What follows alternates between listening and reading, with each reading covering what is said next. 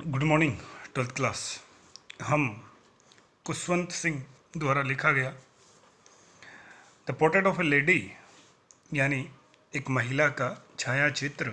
और महिला कौन है? कुशवंत सिंह की ग्रैनी यानी ग्रैंड मदर है, उसको हम देख रहे थे। ठीक है जी, आज इसको कंप्लीट करते हैं, देखते हैं। वो बोल रहा है when I went to university, जब वो यूनिवर्सिटी पहुंच गया, यूनिवर्सिटी यानी विश्वविद्यालय पहुंच गया। आई वॉज गिवन, पैसिव लिखा है, मुझे दिया गया, ए रूम ऑफ माई ओन, और अब उसको अलग कमरा मिल गया। यानी इससे पहले बातचीत तो बहुत कम हो ही गई थी, ये लिखा है लास्ट लाइन में। She rarely talk to me after that, किसके बाद वो बहुत कम ही मुझसे बात करती थी, यानी उनकी दादी माँ।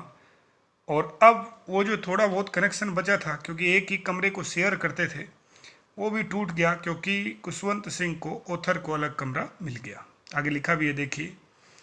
द कॉमन लिंक यानी सामान्य जो संबंध था वो टूट गया। किसका? ऑफ फ्रेंडशिप, मित्रता का। यानी मित्रता का जो सामान्य कनेक्शन था वो स्नैप्ड, टूट गया। ठीक है जी। माई ग्रैंड मदर एक्सेप्टेड, और मेरी जो दादी माँ थी उन्होंने स्वीकार भी कर लिया। किसको? हर, अपने। सेक्लूजन, सेक्लूजन देखिए, सेक्लूजन, सेक्लूजन का अर्थ होता है जी अलगाववाद। क्या होता है जी? अलगाववाद, या फिर आप कह सकते हैं एकांतवास। क्या होता है जी? एकांतवास, कि उन्होंने अपने एकांतवास को स्वीकार भी कर लिया विद रेजिग्नेशन। रेजिग्नेशन का अर्थ वैसे तो त्याग पत्र होता है, लेकिन यहाँ समर्पण कह सकते हैं कि दादी माँ जो है उन्होंने समर्पण कर दिया, और समर्पण के भाव के साथ ही उन्होंने अपने एकांतवास को स्वीकार कर लिया। She rarely left her spinning wheel, rarely का तो मुश्किल से ही, अब वो मुश्किल से ही छोड़ती थी। रेली का सिनोनिम्स बेयरली भी होता है, एक इसका सिनोनिम्स हार्डली भी होता है। वो मुश्किल से छोड़ती थी हर स्पिनिंग व्हील यानी चरखे को, टू टॉक टू एनीवन यानी किसी से बात करने के लिए। जब किसी से बातचीत करते समय वो अपने चरखे को छोड़ती नहीं थी, मतलब बातचीत हो ना हो लेकिन चरखा चलाना बंद नहीं करती थी। फ्रॉम सनराइज, सूर्य उदय से लेके, टू सनसेट, सूर्य अस्त तक, सी सेट, वो बैठी रहती, बाई हर व्हील स्पिनिंग, वो जो चरखा है उसके बगल में, एंड रिसाइटिंग प्रेयर्स, और प्रार्थना करती रहती। रिसाइट का अर्थ होता है बार बार दोहरान करना, प्रार्थना को गाना, और प्रार्थना जो है उनको गाना जारी रखती। ओनली इन द आफ्टरनून, केवल दोपहर के समय, सी रिलैक्सड फॉर ए वाइल, कुछ समय के लिए, रिलैक्स यानी रिलैक्सड करती, आराम करती, फॉर ए वाइल कुछ समय के लिए, टू फीड, और उस समय भी क्या करती? खिलाती थी, द स्पैरोज, जो गोरैया हैं, छोटी छोटी चिड़िया, उनको। While she sat in the verandah, और ये कार्य करते समय वो वरामदा में बैठती और ब्रेकिंग तोड़ती थी, द ब्रेड, रोटी को, इनटू लिटिल बीट्स का अर्थ होता है छोटे छोटे टुकड़ों में। और उस समय क्या होता था? 100 ऑफ लिटिल बर्ड्स, सैकड़ों की संख्या में छोटे छोटे पक्षी, कलेक्टेड, इकट्ठे हो जाते, राउंड, चारों तरफ, हर, उनके, क्रिएटिंग, और बनाते थे, ए वेरिटेबल बेडलम ऑफ चपिंग। देखिए, चपिंग का अर्थ है चहचाट, बेडलम का अर्थ होता है जी शोर शराबा, और वेरिटेबल का अर्थ होता है जिस शोर शराबे को आप वास्तविकता में सुन सकें, माने ठीक ठाक शोर शराबा वहाँ हो जाता था। उसके आगे देखिए, यानी ठीक ठाक शोर शराबा वो चिड़िया वहाँ करती थी। सम केम, कुछ पक्षी आती, मतलब चिड़ियाओं के लिए बोला गया है। एंड पर्चड, देखिए जी, पर्चड का अर्थ होता है बैठ जाना, और कुछ पक्षी आते और बैठ जाते। ऑन हर लेग्स, उनके पंखों पे, पंख से पैरों पे, सॉरी। और ये जो है ना, जो पक्षी वहाँ बैठ जाते थे उनका मतलब वो स्पैरो ही हैं, गोरैया ही। अदर्स ऑन हर शोल्डर, और कुछ वो गोरैया जो हैं, जो ग्रैंड मदर है उसके शोल्डर्स पे यानी कंधों पे बैठ जाती। और क्या कहा गया है, some even sat on her head, और यहाँ तक कि जो दादी माँ है कुशवंत सिंह की, उसके सर पे भी कुछ गोरैया जो है वो बैठ जाती थी।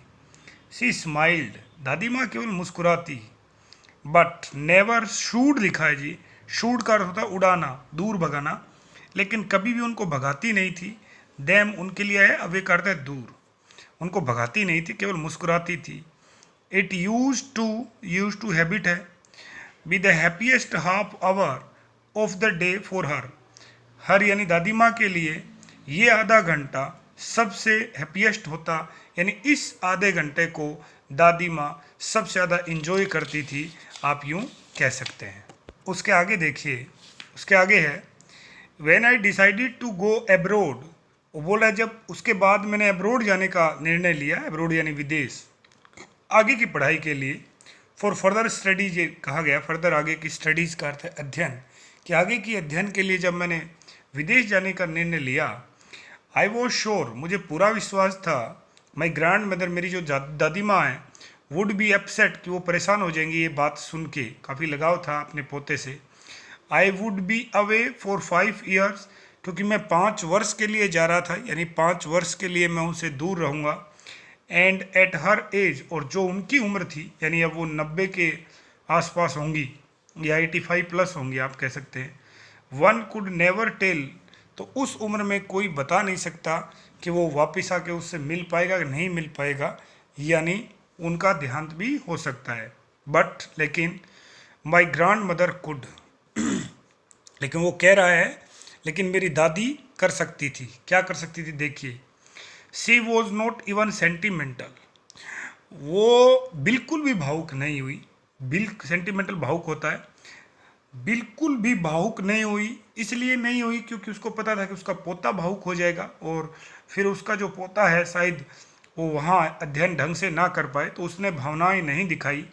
सिक्के वो आई टू लीव मी, मुझे छोड़ने के लिए, एट द रेलवे स्टेशन, यानी वो जहाँ रहते हैं वहाँ से रेलवे स्टेशन से वो दिल्ली वगैरह कहीं जाएगा और फिर वहाँ से अंतर्राष्ट्रीय हवाई जहाज हमें जानते हैं हमें मिलती हैं।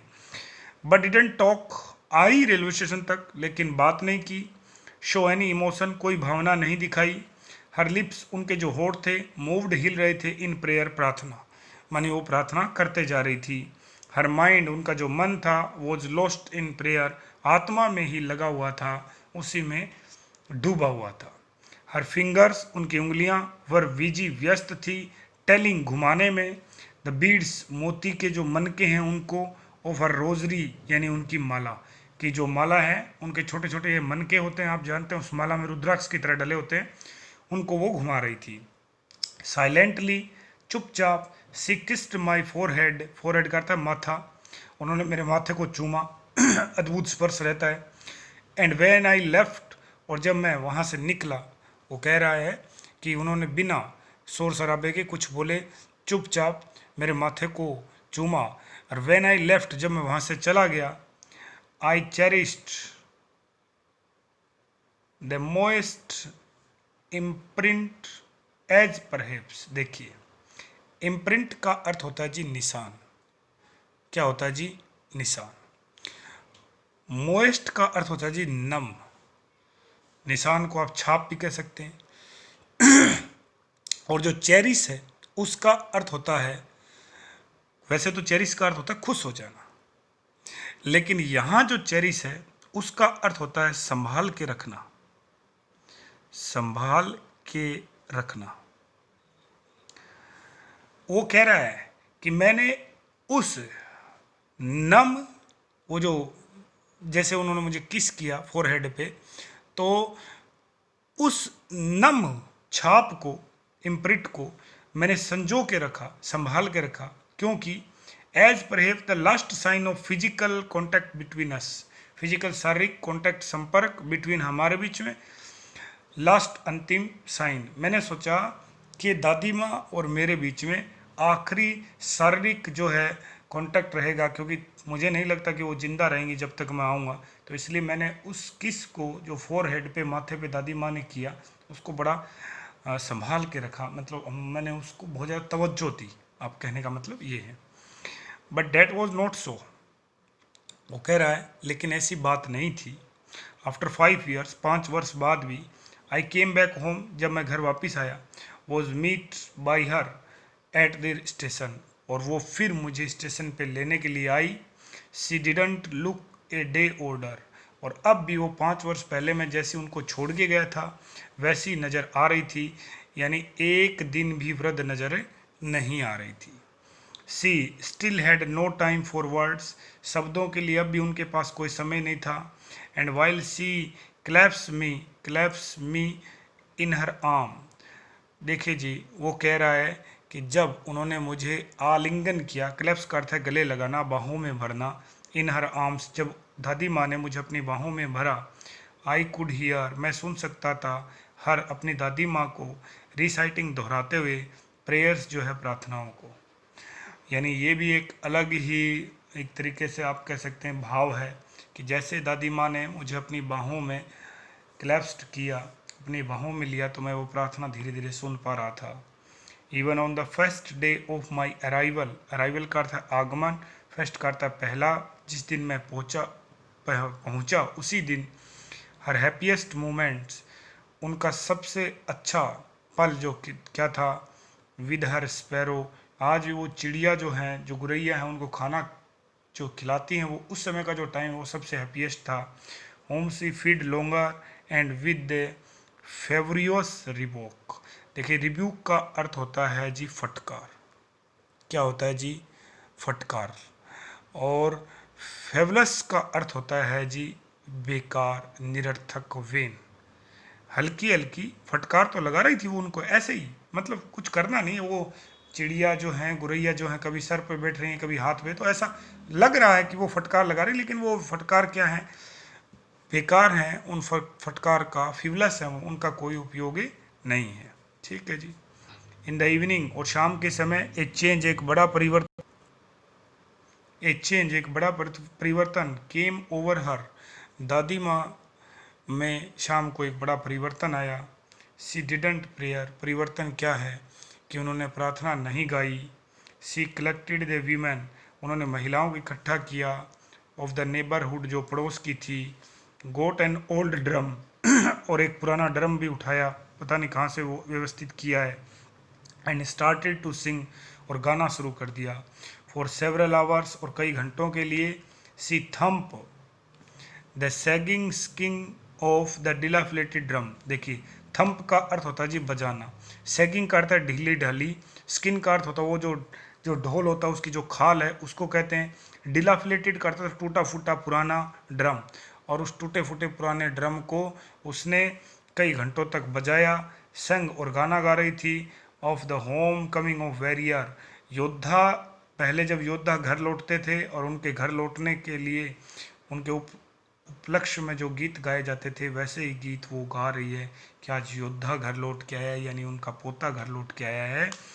वी हैड टू परसुएड का अर्थ होता है राजी करना, मनाना, हमें उन्हें राजी करना पड़ा, हर यानी दादी माँ को, टू स्टॉप, कि आप रुक जाओ, टू अवॉइड ओवर स्ट्रेनिंग, क्योंकि यदि आप नहीं रुकी तो आपको क्या हो जाएगा, ओवर स्ट्रेन हो जाएगा, यानी आप जो हैं वो परेशान हो जाओगी, आप जो हैं वो तनाव में आ जाएंगी, क्योंकि वो वृद्ध है और इतने घंटे ढोल बजा रही हैं।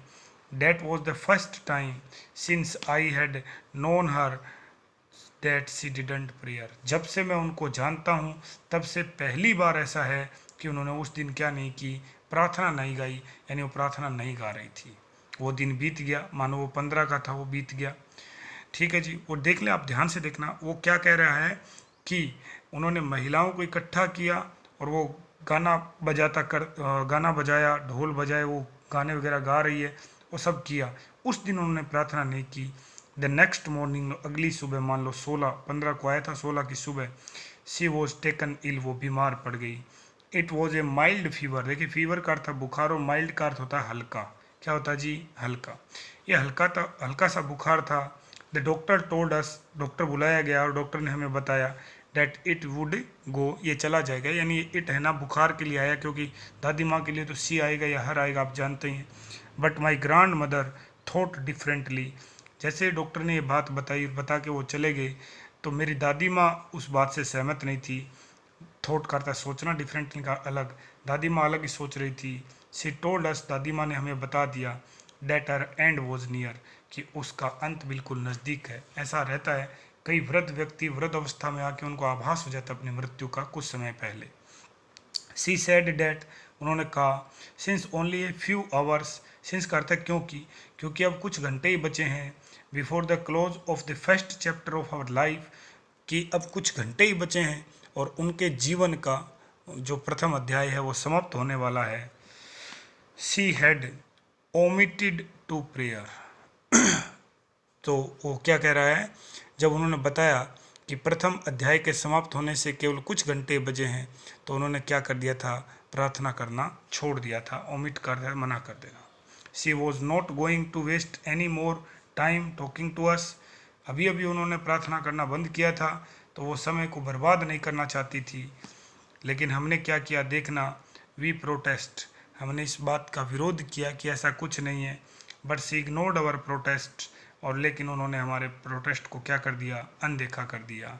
सी ले, वो लेट गई, पीसफुली, बड़ी शांति से, इन बेड, बिस्तर पे, प्रेइंग, और प्रार्थना कर रही है, एंड टेलिंग हर बीड्स, और दोबारा वो प्रार्थना करने लगी, और वो जो माला है उसके मन के हैं उनको घुमा रही है। बीड्स मन के, टेलिंग करता घुमाना। Even before we could suspect, इससे पहले कि हम संदेह करते, सस्पेक्ट करते, संदेह करना, हर लिप्स स्टॉप, उस उनके होठ रुक गए, मूविंग, हिलने से, एंड द रोजरी, और जो माला थी, फेल, गिर गई, from her life less fingers, जीवन रहित उंगलियों से, यानी उनका देहांत हो गया, वो जा चुकी हैं। She has a passed away. A peaceful pallor spread, pallor का अर्थ है पीलापन, पीसफुल, शांति भरा, स्प्रेड का अर्थ है फैल गया, ऑन हर फेस, और उनके चेहरे पे पीलापन छा गया, क्योंकि रक्त जो है उस समय जो वेन्स हैं उनमें बहना बंद कर देता है। एंड वी न्यू, और हम जान गए थे, डेट सी वॉज डेड, कि वो मर चुकी हैं। अब देखिए आप, अब आपको ऐसी घटना का चित्रण वो करेगा कि आपको अद्भुत, एक तरीके से आपको लगेगा कि इंसान जो हैं उनसे भी बढ़कर पशु पक्षी हैं, उनका स्नेह, लगाव, ईमानदारी, वफादारी अद्भुत रहती है। अब देखना, we lifted her off the bed, and, वो कह रहा है कि हमने उनको पलंग से नीचे उतारा, एज इज कस्टमरी, क्योंकि ये जैसा कि परंपरा है, उस बिस्तर पे जिस पे वो थी उससे नीचे उतारा, लेड हर, और उनको लिटा दिया, ऑन द ग्राउंड, यानी जमीन पे लिटा दिया, एंड कवर्ड हर, और उनको ढक दिया, विद ए रेड श्राउड, देखिए रेड का अर्थ है लाल, और श्राउड का अर्थ होता है कफन, लाल कफन से, and after a few hours of morning, morning का अर्थ है विलाप करना, रोने के या विलाप करने के कुछ घंटों बाद, वी लेफ्ट हर, हमने उनको छोड़ दिया, अलोन, अकेले, टू मेक अरेंजमेंट्स, ताकि हम व्यवस्था कर सकें, फॉर हर फ्यूनरल, फ्यूनरल का अर्थ होता है दाह संस्कार, इन द इवनिंग, और शाम के समय, we went to her room, हम उनके कमरे में गए, विद ए क्रूड स्ट्रक्चर, देखिए जी, वो क्या कह रहा है कि शाम को हम उनके कमरे में गए और साथ में क्रूड स्ट्रक्चर को ले गए। क्रूड स्ट्रक्चर अर्थी होती है जी, अर्थी को लेके, to take her to be cremated, ताकि उसको अर्थी पे डाल के और क्रेमेटेड किया जा सके। क्रेमेटेड का अर्थ होता है दहन, शव दहन, यानी अंतिम संस्कार, दाह संस्कार कह सकते हैं। The sun was setting and had lit her room, सूर्य अस्त हो रहा था और हमने लिट कर था जला दिया, हर रूम, उनके कमरे में कोई मोमबत्ती वगैरह, दीपक वगैरह जला दिया, and verandah with the blaze of golden light, और वो कह रहा है कि कमरे में हमने कुछ मोमबत्ती वगैरह, प्रकाश वगैरह किया है, और बरामदे में क्या हो रहा है कि सुनहरे रोशनी की, सुनहरी जो रोशनी है, गोल्डन लाइट, सुनहरी रोशनी कह रहे हैं, उसकी एक ब्लेज यानी किरण या लो जो है वहाँ क्या हो रही थी, प्रकाशित हो रही थी। वी स्टॉप, जैसे वो उसको लेके चले अर्थी पे, हम रुके, halfway in the courtyard, आंगन के ठीक बीच में, all over the baramda and in her room, right up to where she lay dead, बरामदे में, उनके कमरे में, और जहाँ अभी वर्तमान में उनको ले डेड, मृत, डेड का अर्थ मृत, ले का अर्थ लेटा रखी थी, stiff wrap in in the red shroud. वो कह रहा है कि संपूर्ण बरामदे में और कमरे में ठीक उस स्थान पे जहाँ वो लाल कफन से ढकी हुई हैं, देखिए जी, जहाँ वो रेड श्राउड, रेड यानी लाल और श्राउड का अर्थ है कफन, और स्टिफ रैप्ड, स्टिफ रैप्ड का अर्थ होता है ढकना, ढका हुआ, यानी पैर से सर तक जहाँ वो ढकी हुई हैं वहाँ क्या था, थाउजेंड्स ऑफ स्पैरो, सैकड़ों की संख्या में गुरैया जो हैं, वो जो छोटी छोटी चिड़ियाँ हैं, सेट बैठी थी। स्केटर्ड का अर्थ होता है बिखरी हुई, ऐसे ऐसे ऐसे ऐसे पूरे कमरे में, बरामदे में, और जहाँ उनकी डेड बॉडी को रखा है स्ट्रेचर पे उसके चारों तरफ। सम ऑन द फ्लोर, फर्श पे। देयर वॉज नो चैपिंग, लेकिन कोई चहचाट नहीं कर रही, चुपचाप बैठी, यानी उनको भी आभास हो गया कि वो जो उनको पिछले 5-10 वर्ष से खाना खिला रही है आज वो मर चुकी हैं। वी फेल्ट सॉरी, हमको बड़ा दुख हो रहा था, फॉर द बर्ड्स, पक्षियों के लिए।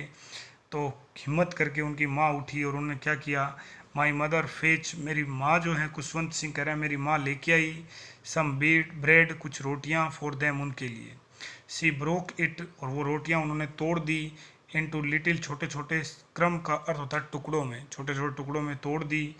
द वे, और जिस ढंग से, माई ग्रांड मदर, मेरी दादी माँ, यूज टू, जैसे तोड़ती थी, and throw it to them, और उनकी तरफ फेंक दिया। अब देखो आप, इंसानों से भी बढ़ के, क्योंकि हमारा तो लगाव रिश्ता रहता है, उनका तो कोई रिश्ता नहीं है। देखिए, the sparrow took no notice of the bread, लेकिन रोटियों की तरफ जो गुरैया हैं उन्होंने ध्यान ही नहीं दिया, बिल्कुल ध्यान नहीं दिया। When we carried my grandmother's corpse, corpse का था शव, और जैसे हम उनके शव को लेके चले, दे फ्लू अवे क्वाइटली, वो चुपचाप उड़ गई। नेक्स्ट मॉर्निंग, और अगली सुबह जो स्वीपर जो था, झाड़ू वाला, स्वेप्ट, उसने साफ किया द ब्रेड, रोटी के क्रम जो टुकड़ों को, इनटू द डस्टबिन, और कचरे के पात्र में डाल दिया। यानी आप कह सकते हैं कि दादी माँ से उन गुरैयों का भी बहुत ज़्यादा प्रेम था, स्नेह था। तो इस प्रकार आप कह सकते हैं बहुत शानदार कहानी थी, हृदय को छू लेने वाले लफ्ज़ों का प्रयोग कुशवंत सिंह ने किया है। यानी कुशवंत सिंह ने बड़ी ही मार्मिकता से एक दादी के साथ अपने पोते का संबंध दर्शाया है, और ऐसा रहता था। अब तो आप कह सकते हैं कि भाई ज़माना बदल गया, समय बदल गया, अब वो संबंध भी नहीं रहे, संबंध भी खोखले हो गए हैं, वो बात नहीं रही। लेकिन ये बात सही है कि सबसे ज़्यादा यदि कोई चीज़ किसी दादी को या ग्रैंड पेरेंट्स को सबसे ज़्यादा अच्छी लगती है तो उनके पोते नाते नातियाँ ही होती हैं। आई होप आपको समझ आया होगा। अगला सेशन अगले वीडियो में देखेंगे, और इसके क्वेश्चन आंसर मैं PDF के रूप में डाल दूँगा।